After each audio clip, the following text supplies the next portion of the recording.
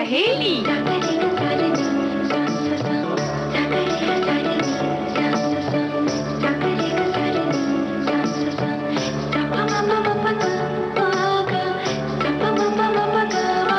सखी सहेली।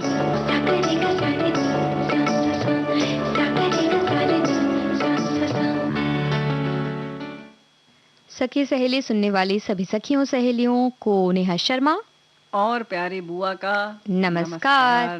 प्यारी बुआ आपको भी हमारा नमस्कार। खुश रहो। ये एक आज बड़ा अच्छा दिन है प्यारी बुआ। हाँ, ढेर सारी बधाई हो भाई साक्षरता दिवस की। अंतर्राष्ट्रीय साक्षरता दिवस की बधाई दे रहे हैं। तो आप ये किताब और पेन हमें मत दीजिए, हम साक्षर हो चुके हैं, हमें और नहीं चाहिए। ऐसा? हाँ। अरे तुमने तो बहुतों को साक्षर किया है ना जी। तो ये बहुत अच्छी बात है जो तुमने ये काम जो किया नेहा बिटिया, कि अपने संग संग कम से कम 2 लोगों को साक्षर करना चाहिए और इसका जो बीड़ा उठाया उसके संग तुमने बहुत सारे लोगों को पढ़ाया। ये बहुत नेक काम है। खैर इस पर साक्षरता दिवस पर बाद में बात करते हैं जी। आज का विषय तो बता दो पहले। आज प्यारी बुआ हम घूमने जाएंगे खैरागढ़ और जो दिन याद करने हमारे सभी श्रोताओं को सभी को वो है स्कूल में पसंदीदा विषय कौन सा था उनका, ये उन्हें याद करना है। हाँ ना, यही तो हम कह रहे हैं कि स्कूल में कॉलेज में या अभी भी हो सकता है। हाँ अभी भी हो सकता है उनका पसंदीदा विषय। वो बताइए। और हाँ, और साथ ही साथ लहराता आंचल और सावधानी। ये दोनों कैसे आपस में अच्छे मिलते नहीं। लहराता आंचल कितना अच्छा लगता है।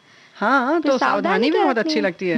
सावधानी रखी जाए तो ये आंचल यूं ही लहराता रहेगा और आप खुश रहेंगे, आसपास का वातावरण भी खुशनुमा रहेगा। बिल्कुल। तो जरा सी सावधानी से ये लहराता आंचल लहराता ही बना रहे तो अच्छा रहेगा ना। बिल्कुल। तो इस बारे में तो बात करेंगे प्यारी बुआ, लेकिन अंतर्राष्ट्रीय साक्षरता दिवस है तो इसकी पहले बात करें। अरे बात क्या करना है, देखो इतने सारे लोगों ने अच्छे अच्छे संदेश लिखकर भेज दिए हैं, जानकारी भी दे दी है ना, कि जैसे लिखा कि किसी भी देश परिस्थिति में शिक्षा वो अलग है। इसके माध्यम से समाज देश को जागरूक करके उसे विकास की ओर विकसित किया जा सकता है। विद्वानों का कहना है किसी भी विकसित देश का सबसे उत्तम निवेश शिक्षा में किया हुआ निवेश होता है। आज निरक्षर लोगों की तादाद करोड़ों में है। हर देश ने में बाल शिक्षा के साथ साथ प्रौढ़ साक्षरता पर भी ध्यान दिया और हर साल 8 सितंबर को साक्षरता दिवस मनाया जा रहा है और शिक्षा के विकास को बढ़ाने के लिए।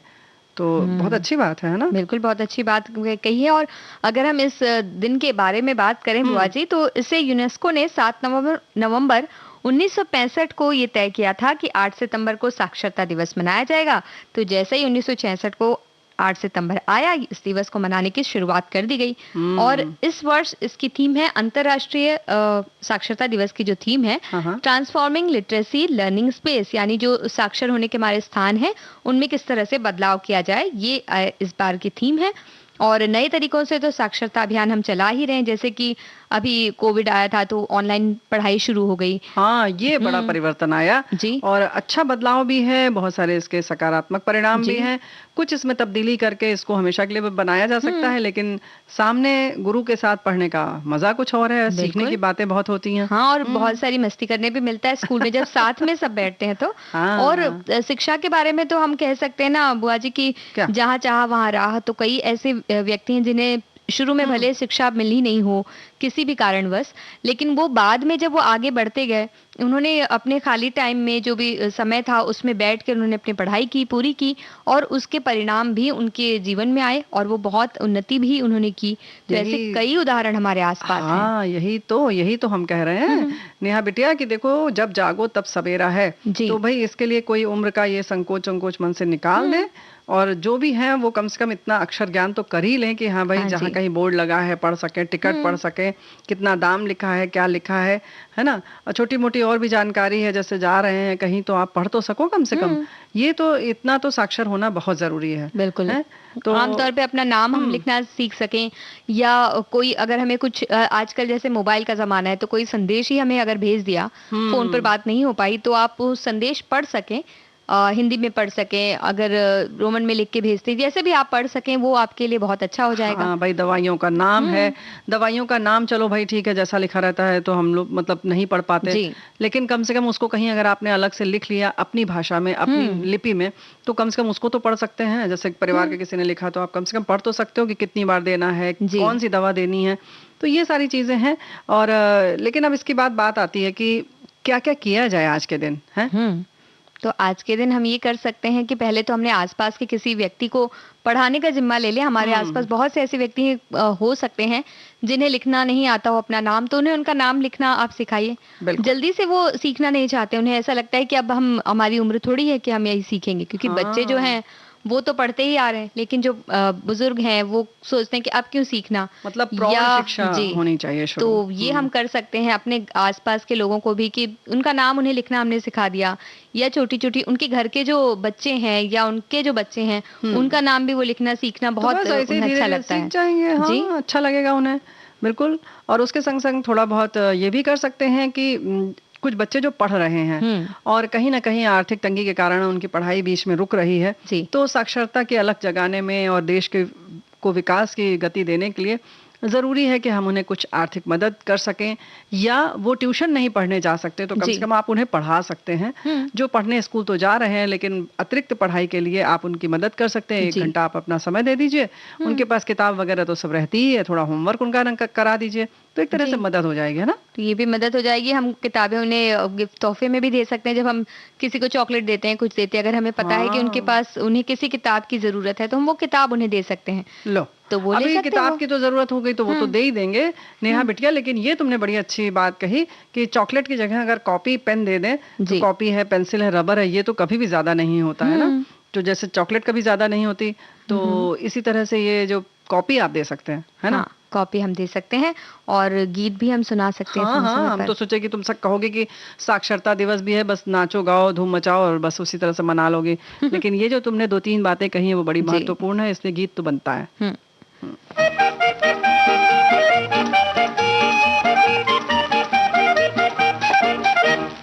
लिख पढ़ पढ़ लिख लिख पढ़ के अच्छा अच्छा राजा बेटा बन। लिख पढ़ पढ़ लिख लिख पढ़ के अच्छा अच्छा राजा बेटा बन। अपने लिए नहीं औरों के लिए है ये तेरा तन मन। अपने लिए नहीं औरों के लिए है ये तेरा तन मन। लिख पढ़ पढ़ लिख लिख पढ़ के अच्छा अच्छा राजा बेटा बन।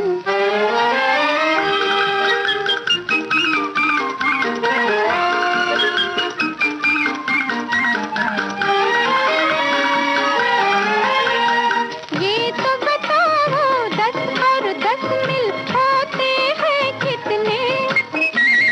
ये तो बताओ 10 और 10 मिल होते हैं कितने।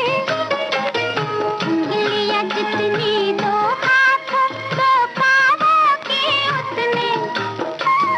10 और 10 मिल 20 हुए 50 और 6 56। लिख पढ़ पढ़ लिख लिख पढ़ के अच्छा अच्छा राजा बेटा बन।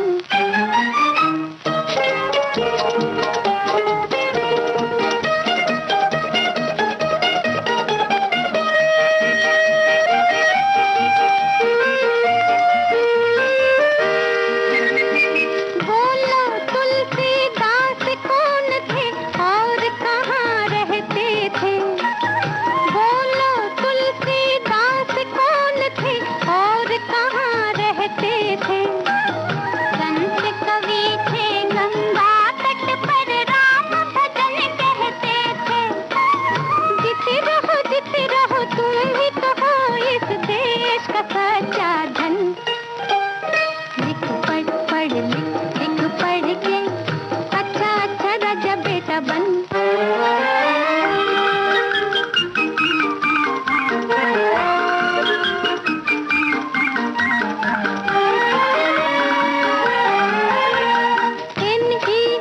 NEHRU बोलो ये किसका नाम है। NEHRU बोलो ये किसका नाम है। रिश्ते में है वो मेरा चाचा ये जिसका भी नाम है। उस नेहरू चाचा के है हम सब बच्चे पलटन। लिख पढ़ पढ़ लिख लिख पढ़ के अच्छा अच्छा राजा बेटा बन। अपने लिए नहीं औरों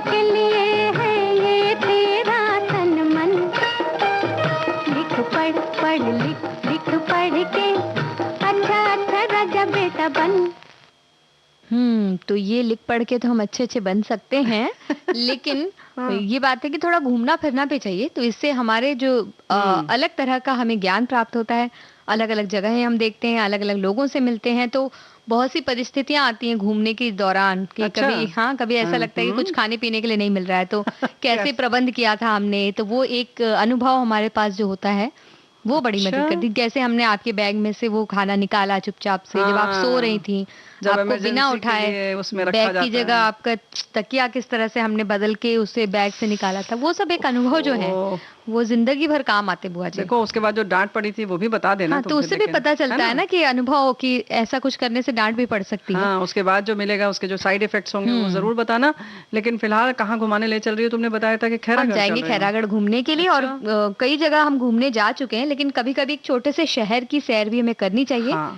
वहाँ एक अनोखा खजाना छुपा है उस शहर में। अरे ठीक है, लेकिन जैसे उसके बारे में विस्तार से बताओगी। लेकिन खैरागढ़ जो है नाम बहुत सुना है, अक्सर आप संगीत के कोई भी महारथी से मिले तो भाई खैरागढ़ विद्यालय से हमने ग्रहण की है शिक्षा, तो वो भी है। लेकिन खैरागढ़ नाम कैसे पड़ा? थोड़ा अलग हटके है ना। बिल्कुल, ये बात हमें पता था कि आप ये पूछने वाले हैं, इसलिए हमने इसके बारे में पता किया और हम उसी के साथ तैयारी के साथ आए। अच्छा, हमारे साथियों ने भी लिख कर भेजा है, पता है। पर साथी तो सब आगे ही रहते हैं 2 कदम हमसे, तो हम 1 कदम पीछे ही हैं, पर हमने थोड़ी थोड़ी पढ़ाई की थी उसके बारे में। हम कह रहे हैं। तो साथियों ने क्या कहा है, हम पहले ये पता कर लेते हैं। हाँ, है ना। इन्होंने यही लिखा है कि संगीत महाविद्यालय के नाम से खैरागढ़ को जाना जाता है। एशिया का पहला ऐसा संस्थान है कला और साहित्य में उच्च शिक्षा देने हेतु।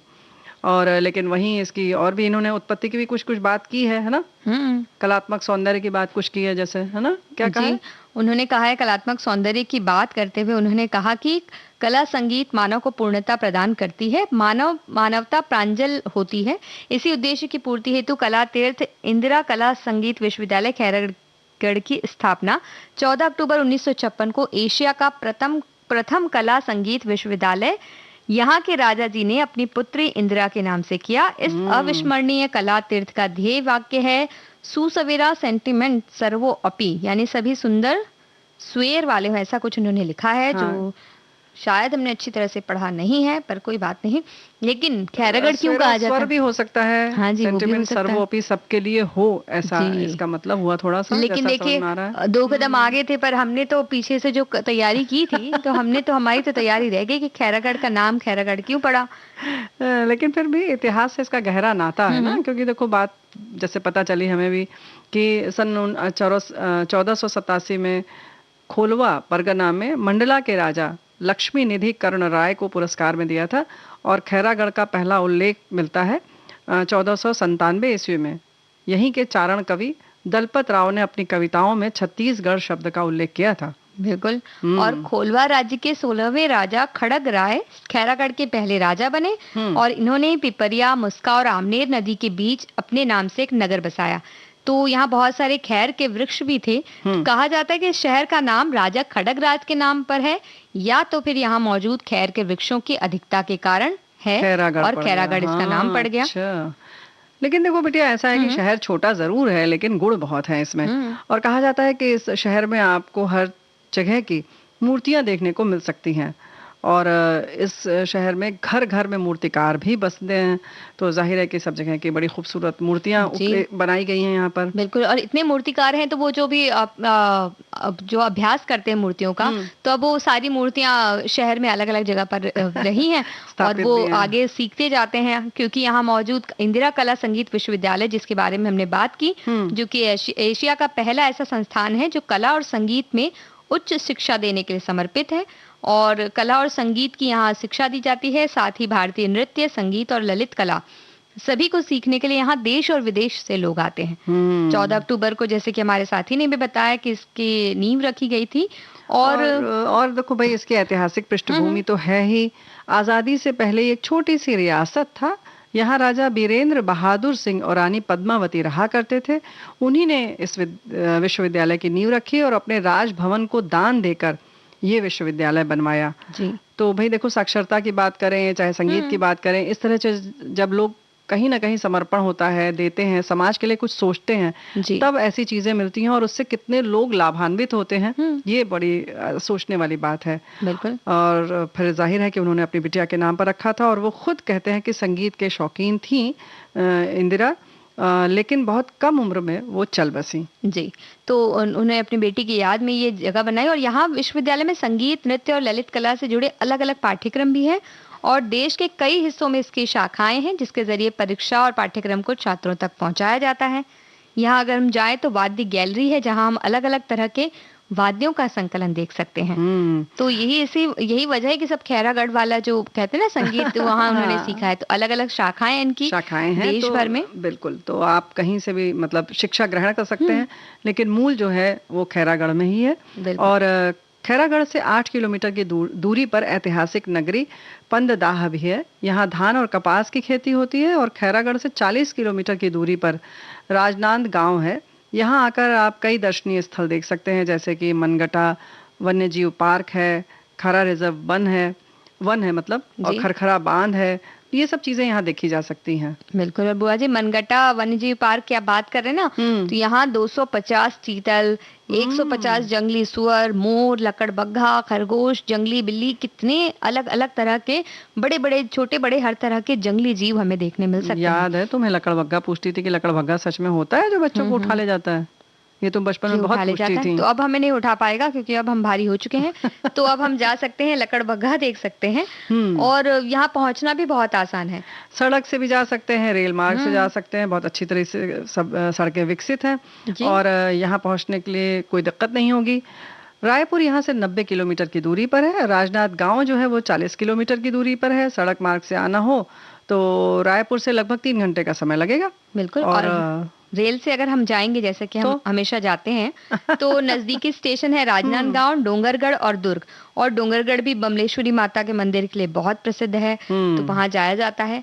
हवाई मार्ग अगर हम चुनते हैं तो रायपुर ही हमें नजदीकी पड़ेगा क्योंकि वो 92 किलोमीटर की दूरी पर है। तो रायपुर जाकर फिर वहां से 3 घंटे का सफर कर हम वहां पहुंच सकते हैं। तो बस ठीक है, इसके दाएं बाएं देखने की कोई जरूरत नहीं कि और कौन कौन से हवाई अड्डे हैं पास में। तो रायपुर से आप जाइए, खैरागढ़ जाइए, नहीं जा सकते तो कम से कम उसके जो विद्यालय हैं, जो शाखाएं हैं, वहां से संगीत की शिक्षा, ललित कला की जो भी आप शिक्षा ग्रहण करना चाहते हैं, वो बाहें पसारे आपका इंतजार कर रहा है। बिल्कुल।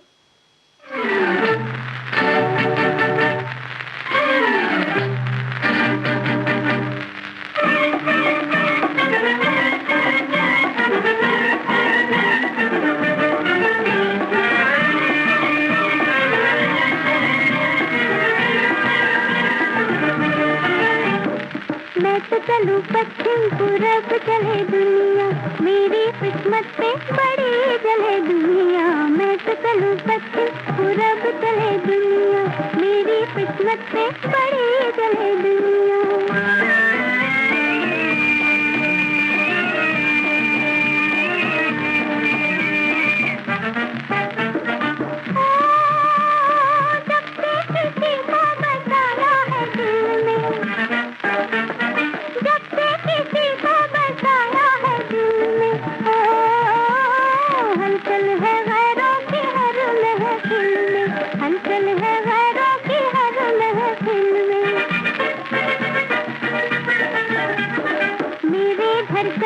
सूरज तले दुनिया, मेरी किस्मत पे बड़ी जले दुनिया। मैं तो चलूं पश्चिम पूरब चले दुनिया, मेरी किस्मत पे बड़ी जले दुनिया।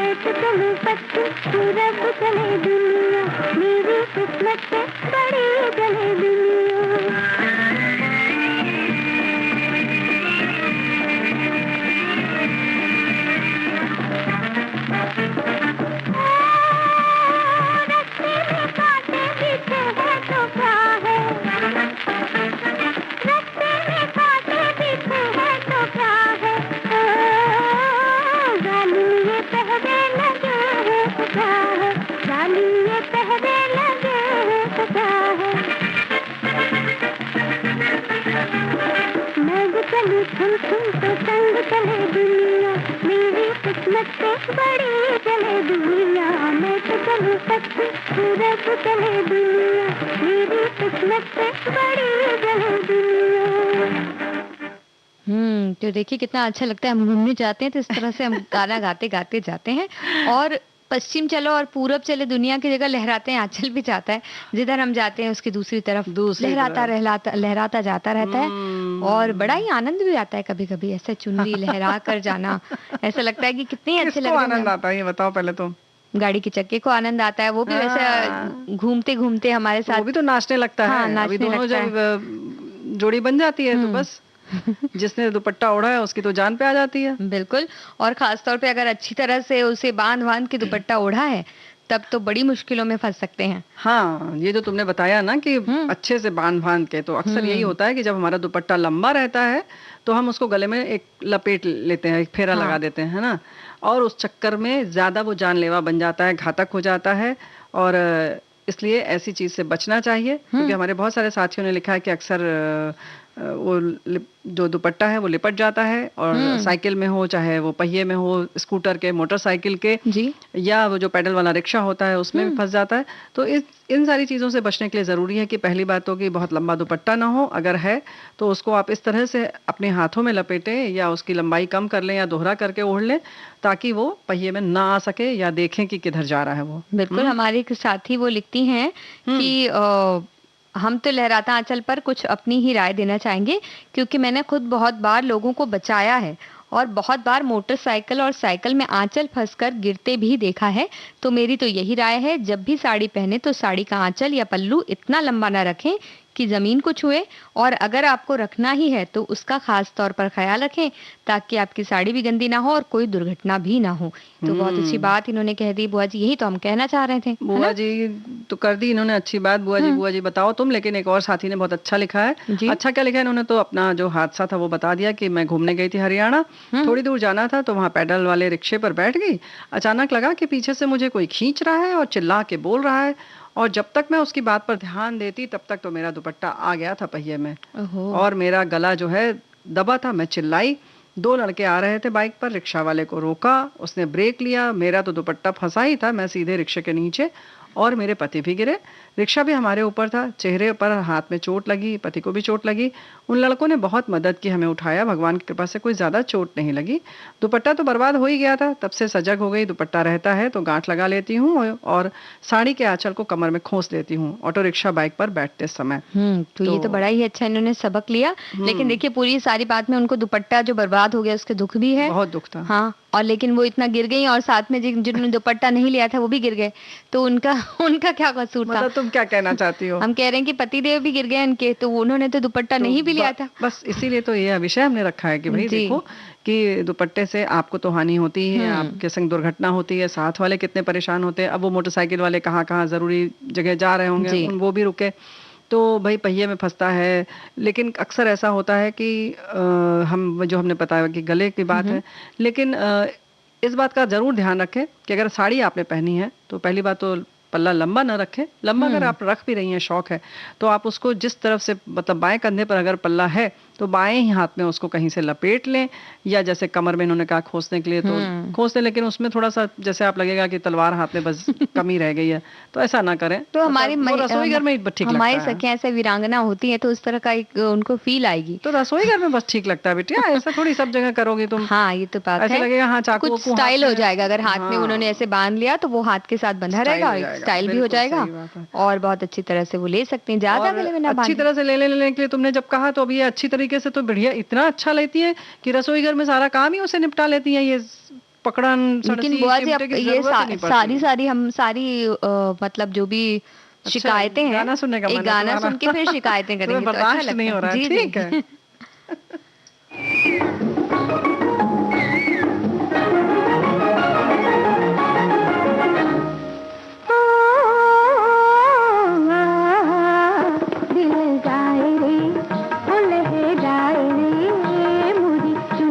हवा में उड़ी जाए रे, ओ मोरी चुनरी हवा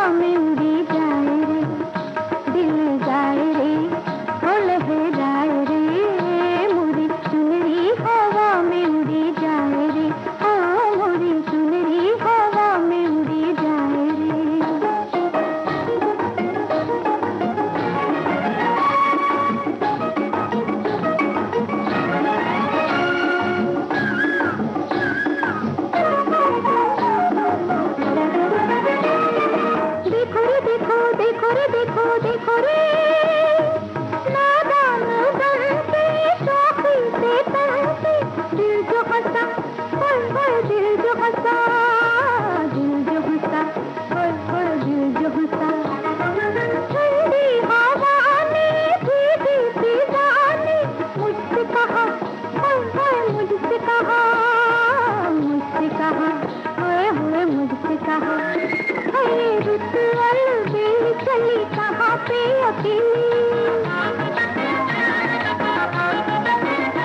अरे रुत अलबेल चली कहाँ पे अकेली तेरे दिल में ना कोई बस जाए रे ओ तेरे दिल में ना कोई बस जाए रे मुड़ी चुनरी हवा में उड़ी जाए रे ओ मुड़ी चुनरी हवा में उड़ी जाए रे दिल जाए रे ओ लहराए रे मुड़ी चुनरी हवा में उड़ी जाए रे ओ मुड़ी चुनरी हवा में उड़ी जाए रे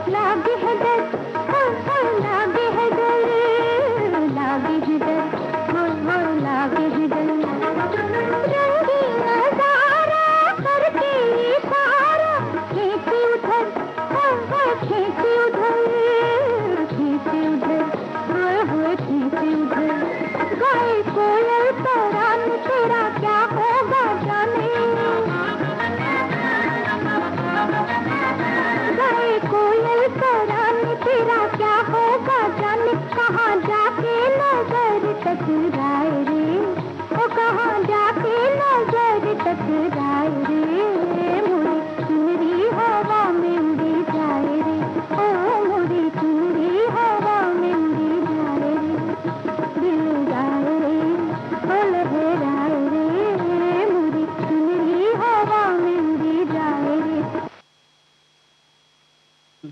तो बुआ जी ऐसे चुनरी हवा में उड़ी जाए ऐसे सब गीत सुन के भी हम प्रोत्साहित होते हैं कि कुछ अच्छी तरह से चुनरी हवा में उड़ाए, है ना? समझ रहे हैं। तो एक अंतराल ले लेते हैं, आप जिस तरह से समझ रही हैं तो हम एक हाँ ले लो, अंतराल ले लें। तुम्हारे लिए सही रहेगा।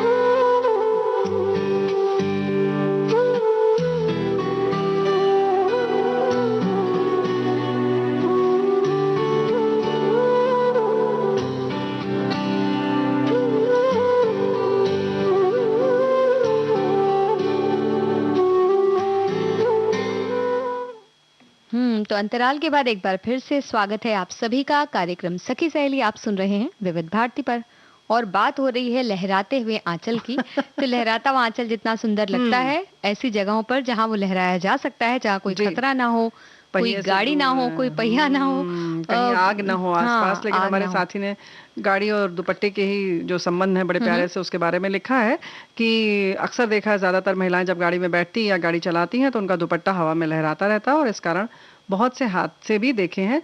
जब दुपट्टा गाड़ी के पीछे पहिए में फंस जाता है तो बहुत ही खतरनाक होता है। इसलिए निवेदन है कि विशेष ध्यान रखें, और इस विषय के बारे में अधिक जानकारी सखी सहेली प्रोग्राम में मिलेगी।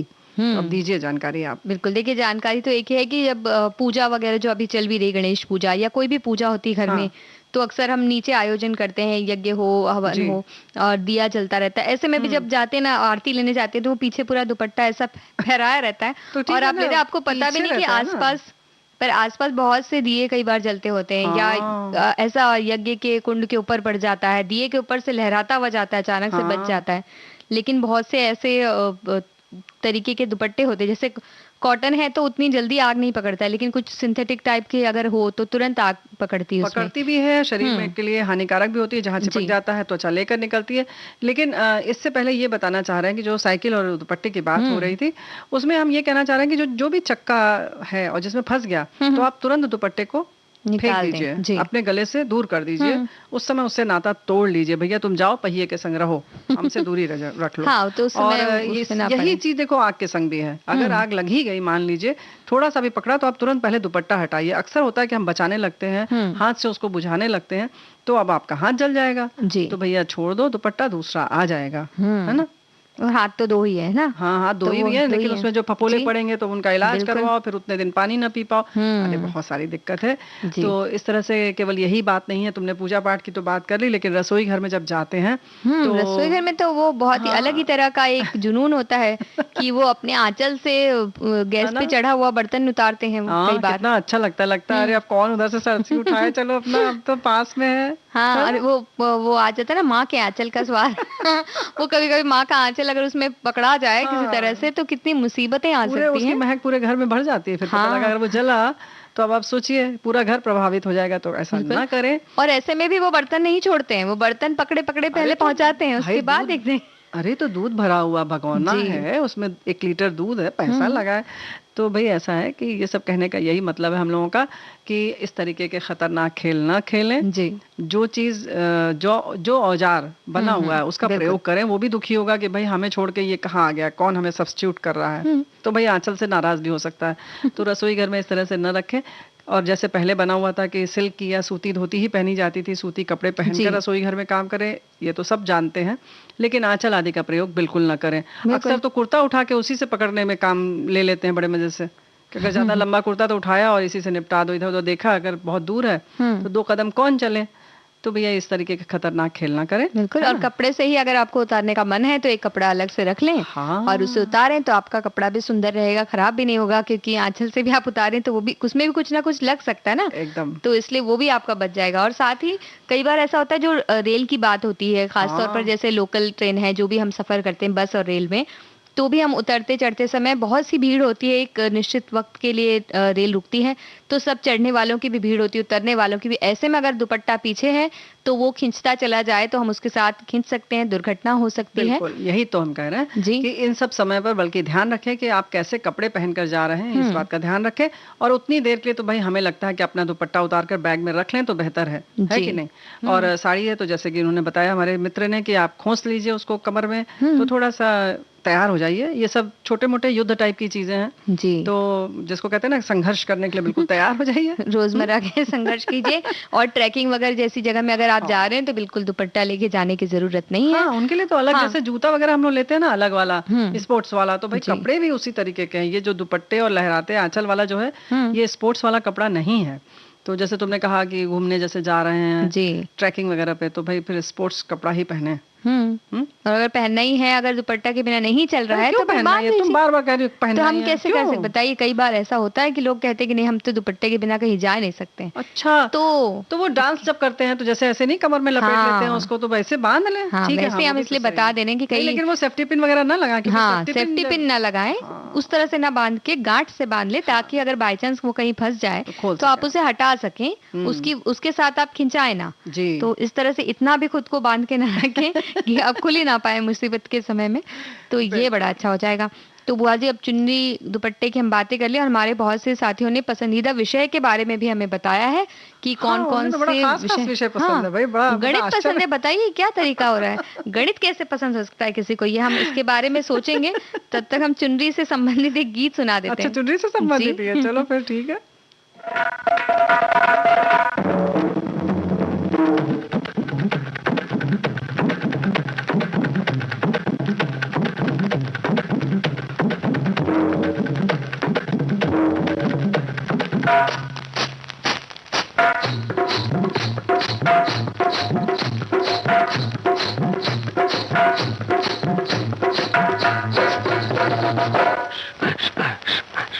चुनरी संभाल गोरी उड़ी चली जाए रे।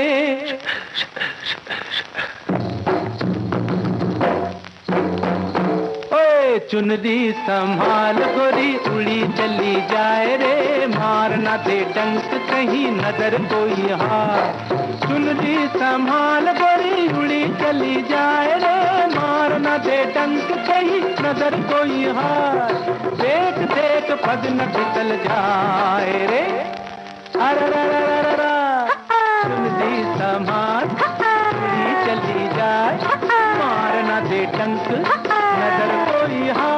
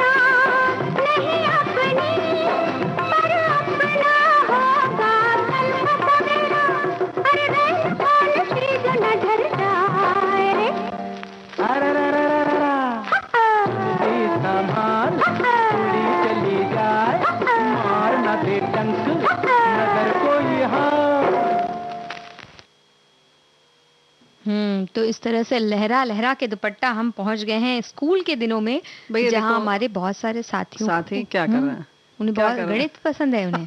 बुआ जी गणित हमें ये मिल जाते तो हम तो किसी तरह से पास हो जाते थे। नहीं अरे ज्यादा लोग गणित पसंद वाले होते तो तुम्हारा नंबर और कम आता ना। अच्छा हुआ ये हमारी क्लास में नहीं थे। अच्छा ना, तो हम हमारा नंबर कुछ लग गया उनकी वजह से पास हो गई। नहीं तो इतने धुरंधर रहते तो कहाँ तुम, हम लोग तो पीछे ही रह जाते। कोई बात नहीं, लेकिन देखो गंभीर विषय है। इन्होंने लिखा है लहराते आंचल के बारे में। इन्होंने अपना एक दिया है कि मोटरसाइकिल से कहीं जा रहे थे और बाइक में चैन कवर नहीं था। श्रीमती जी का आंचल लहरा रहा था, अचानक बाइक की चेन में पल्लू फंस गया, जिस कारण गिरते गिरते बचा।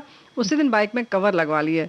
अब ये नहीं बता रहे कि पत्नी के दुपट्टे का क्या किया है या लहराता के बारे में वो कमेंट नहीं कर सकते, ऐसा होगा नहीं। तो भाई लहराता हुआ जो आंचल है उसकी भी कुछ व्यवस्था सही करें। हम ये नहीं कह रहे हैं आंचल ही लहराए, लेकिन लहराए ना, जरूर रहे आंचल, सबके शरीर पर रहे। गाड़ी पे ना लहराए, बाकी ऐसी जगहों पे लहराए जहाँ लहरा सके, आजादी से सुरक्षित रहे, जहाँ वो सुरक्षित रहे। और हमारी एक साथी हैं वो बता रही कि उन्होंने साक्षरता दिवस पे हमने कहा ना किसी को हमें शिक्षा देने की बात सोचनी चाहिए, तो उन्होंने बताया कि वो इस तरह से उन्होंने 2-3 महिलाएं थी उनके आसपास की जो निरक्षर थी, तो ये सोचा करती थी कि वो उन्हें कुछ पढ़ाएं, लेकिन वो छोटा सा मुंह लेके रह जाती थी।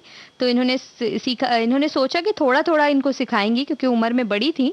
तो फिर 2-3 महिलाओं ने मिलके उन लोगों को उन्होंने पूरी 12 खड़ी, पूरा नाम, उनका सरनेम लिखना सिखा दिया और धीरे धीरे एक एक अक्षर वो पढ़ते पढ़ते आप पूरा वर्तमान पत्र वो पूरा पढ़ लेती हैं, अभी जो भी पत्र होता है साइन भी कर लेती हैं, और पढ़ाई का महत्व उन्हें अब समझ में आ गया है। वाह वाह, बहुत बहुत बधाई आपको, जी। बहुत बहुत आपको धन्यवाद भी कि समाज के लिए एक बहुत बड़ा आपने काम किया।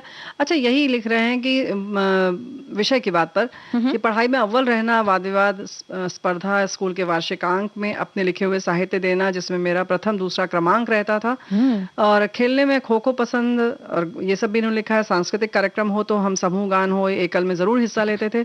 10वीं तक प्रथम 5 में रहने की जिद, 10वीं के 78% थे, 12वीं में 68% थे। किताबें पढ़ना भी बचपन से लेके आज तक शुरू है।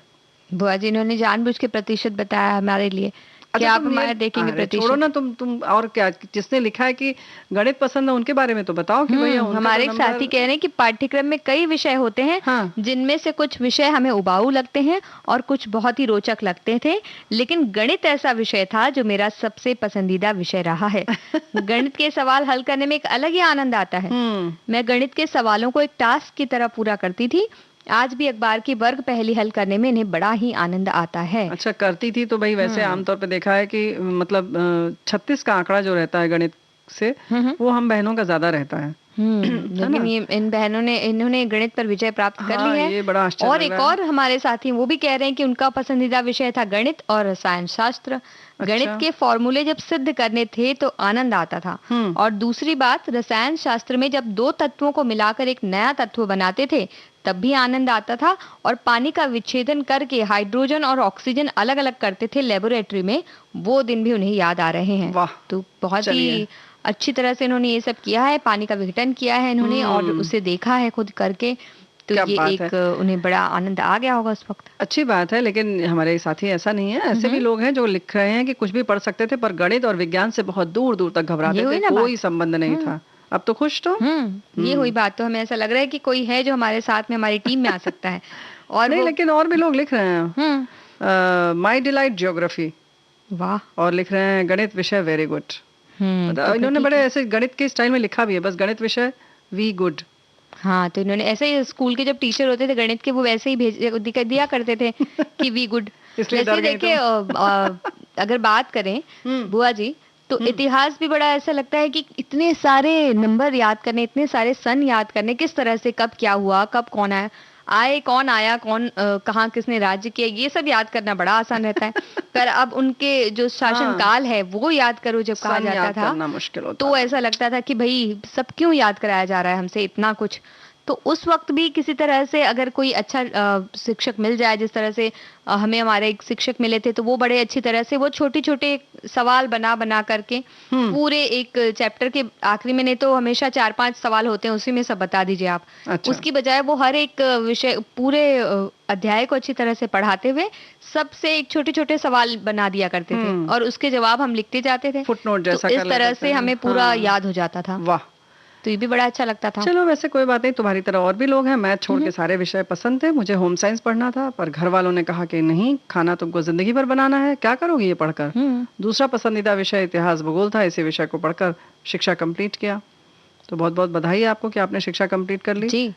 और होम साइंस का उन्होंने होम में अपने घर में हम सभी किसी न किसी तरह से प्रयास करते हैं, लेकिन होम साइंस पढ़ना भी बहुत से लोगों के लिए अच्छा लगता है, उनकी रुचि का विषय होता है वो। देखो होम साइंस के बारे में बड़ा बहुत बात सारी कौन करे? भ्रांतियां हैं। नहीं, देखो साइंस लगा हुआ है उसमें। जी। तो ऐसा नहीं है। होम साइंस की बहुत सारी शाखाएं हैं, 5 शाखाएं होती हैं। जी। तो फूड एंड न्यूट्रिशन हो चाहे होम मैनेजमेंट हो, उसमें कहीं भी खाना पकाना नहीं है। बिल्कुल, लेकिन लगता है ऐसा ही है ना बुआ जी? चाइल्ड डेवलपमेंट जो होता है उसमें भी कहीं खाना पकाना नहीं होता है, और खास तौर से फूड एंड न्यूट्रिशन में तो कहीं बद नहीं होता है। सारा उसमें जो हम खाना खाते हैं उसके जो पोषक तत्व हैं उनके बारे में बताया जाता है, कैसे वो पचते हैं, पूरा विज्ञान है। तो ये सब विज्ञान हम बाद में समझेंगे, पहले गीत सुन लेते हैं तब आगे बढ़ते हैं। बिल्कुल। ABCD पढ़ मेरे पापा, पढ़ मेरे डैडी। ABCD पढ़ मेरे पापा, पढ़ मेरे डैडी। सबक ये पहला, मैं गुरु तू चेला। मैं गुरु तू चेला। अबे तू नहीं, मैं। ABCD पढ़ मेरे पापा, पढ़ मेरे डैडी।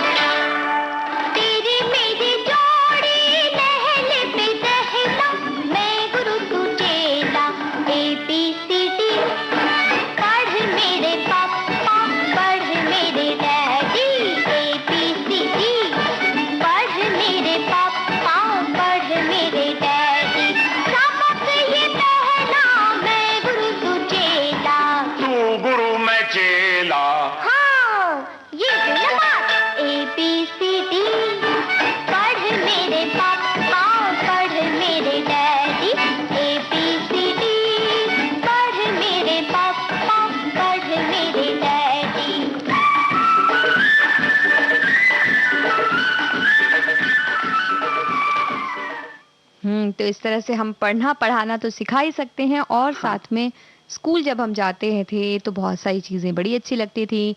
स्कूल के बैग में सबसे अच्छी तो हमें लगती थी बुआ जी टिफिन। उसके अलावा बाकी जो दूसरी चीजें होती थी, और चित्रकला भी बड़ी अच्छी लगती थी कि बैठे बैठे हम अक्सर बच्चे सब पहाड़ और सूरज और एक घर क्यों बनाते हैं, ये भी एक शोध का विषय हो सकता है। शोध का विषय होता है। घर बनाते हैं, झोपड़ी बनाएंगे, उसमें जरूर 2 पंछी उड़ाएंगे, वो बिल्कुल ऐसे वी लिख दिया जाता है। और एक बड़ी और खास बात है, अभी हमें याद आया कि पहले के जमाने में, आज के जमाने में क्या चल रहा है नहीं पता, साड़ी का फॉल बहुत बनवाते थे, बॉर्डर कहते थे साड़ी का बॉर्डर बना रहे हैं। साड़ी का बॉर्डर ऐसे डिजाइन बनवाया जाता था। हाँ, ऐसे करीब 4 इंच चौड़ा और करीब 6 इंच लंबा, ऐसे मतलब ऐसे बॉर्डर जैसा बना देते हैं, जैसे फॉल समझ लो है 3 इंच चौड़ा समझ लो।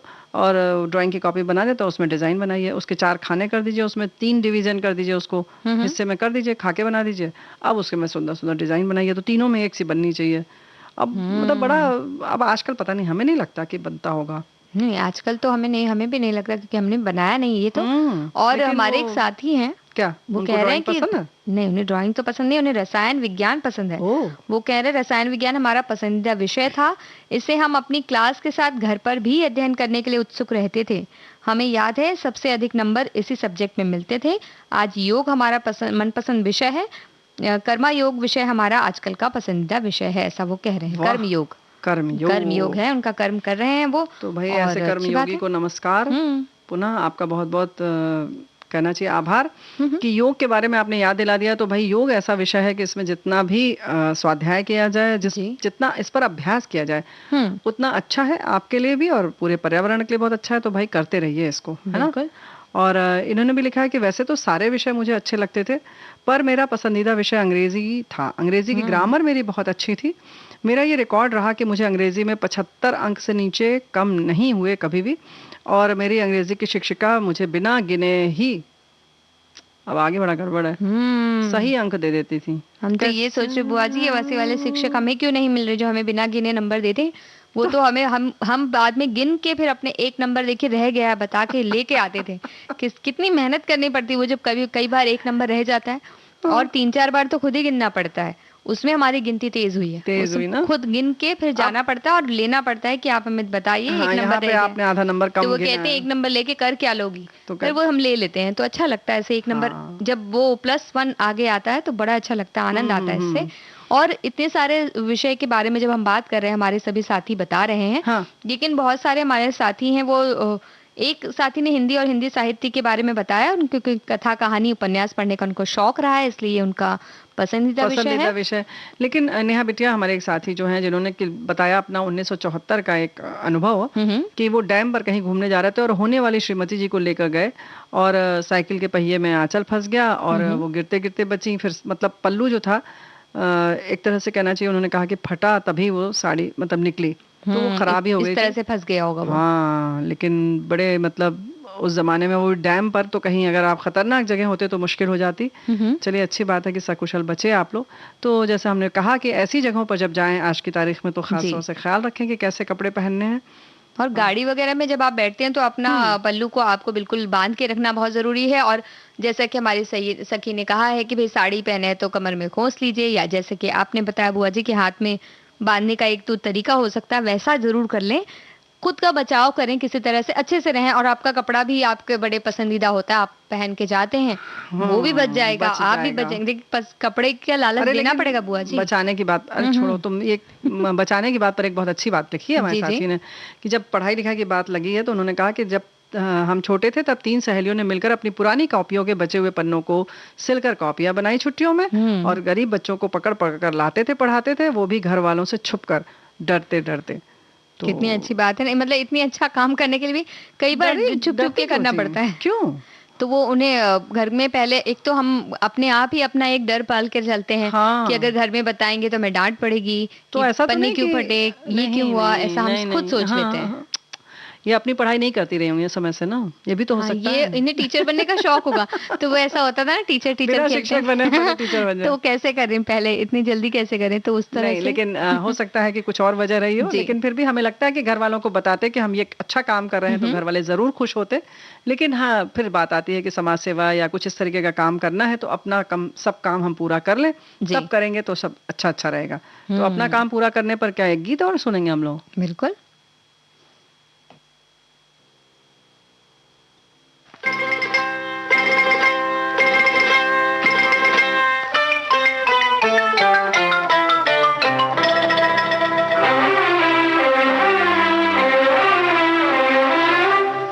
वो दिन याद करो,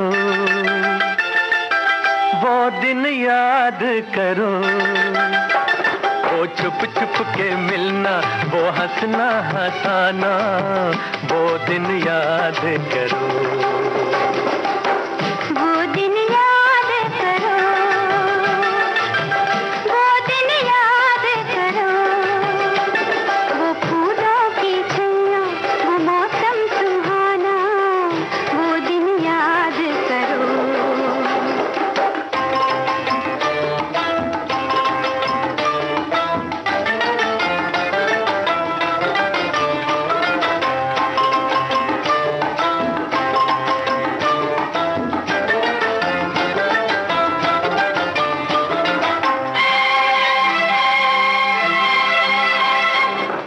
फिरते थे आजाद हम तो चमन में, चांद और सूरज है जैसे गगन में।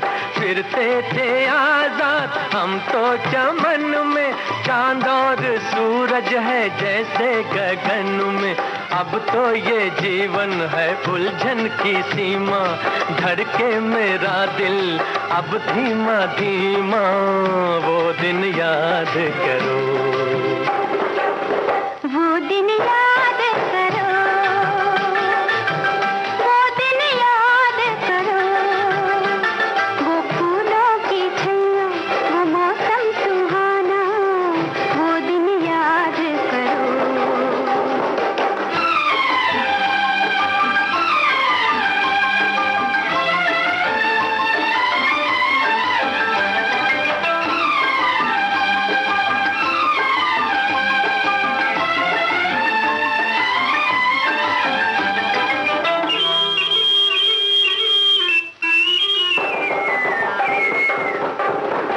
जब मैं कली थी तब ही भली थी, तब ही भली थी, कोई न हम था, मैं मन चली थी, मैं मन चली थी। मेरी गली से तेरा गुजरना, नैनों के रास्ते दिल में उतरना, वो दिन याद करो। वो दिन याद करो, वो दिन याद करो, वो छुप छुप के मिलना, वो हंसना हंसाना, वो दिन याद करो। वो दिन याद करो, वो दिन याद करो, वो फूलों की छैया, वो मौसम सुहाना, वो दिन याद करो, वो दिन याद करो। तो वो दिन याद करते करते बुआ जी एक हमारी साथी हमें मिल गई है। वो कह रही हैं कि गुजराती और हिंदी मेरे पसंदीदा विषय थे, गणित में मेरा दिमाग बिल्कुल काम नहीं करता था। अच्छा। तो हम कह रहे हैं कि ये अच्छा, हमारे इसलिए साथी साथी हैं। हाँ, ओहो। इसलिए हमारे साथी हैं। हमने सोचा गुजराती तो मैं कब से पसंद आ गई। गुजराती वाले नहीं, हिंदी वाले भाग हम ले लेते हैं अच्छा, अपने लिए। 50-50 ले लिया, हाँ, अच्छा 50-50 उधर वाला हमारे ले साथी लिया। हैं। ओके, तो ठीक, इसलिए ये बड़ा अच्छा एक तरीका रहा कि हमारे साथी हैं, जो बहुत से हमारे साथी हैं जिन्हें गणित नहीं पसंद है। और बहुत सारे साथी जो से- जुड़े हैं हमारे साथ, देखो उन्होंने ये भी लिखा है कि वो दिन याद करो जब आप सखी सहेली सुनते थे। तो भाई सुनते थे, सुन रहे हैं और इसी तरह से सुनते रहिएगा। बिल्कुल। और रहेंगे, इस बात की हमें पूरी कहते हैं कि उम्मीद है, आशा है और पूरा विश्वास भी है। और देखिए, ये सब अच्छी अच्छी जब बातें होने लगती है तो समय कहता है कि जाइए अब अपने अरे, घर। तो अब भारी दिल से हम विदा लेते हैं और सभी को नेहा शर्मा और प्यारी बुआ का नमस्कार। नमस्कार।